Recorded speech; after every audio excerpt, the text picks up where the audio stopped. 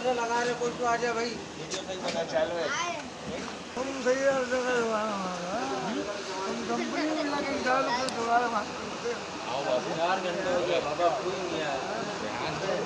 ध्यान अरे सही से बना दो। बना कौन फ्लोर डाले थे बे? अबे आप उसके थोड़ा सा केमिकल बना। कहाँ रखा नमक? पूरा लो पूरा खाना बाहर डाल देंगे। ये लोग सब ये कोड़िया वड़िया सब आप कौन सा एंड में डालेगा भोसड़ी के? गोटा बाहर निकाल।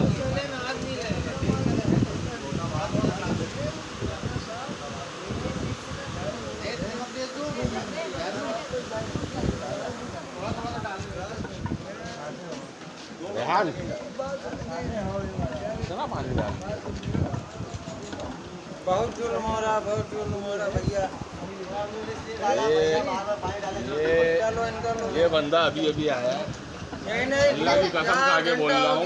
ये पसीना देखें आप। अल्लाह की कसम खा के बोल रहा हूँ, ये बंदा नजर भी नहीं आया था, अभी खाने के टाइम भी आ गया। कसम खाने का तो फिर क्या सही कसम तो देखा हूँ, वो मैं बोल रहा हूँ। आपके लफ्ज़ और वफा की कसम का कसम खाए खुदा की कसम। आप काम कीजिए बोला गोटा बाहर निकाल, कट करिए। गोटा निकाल।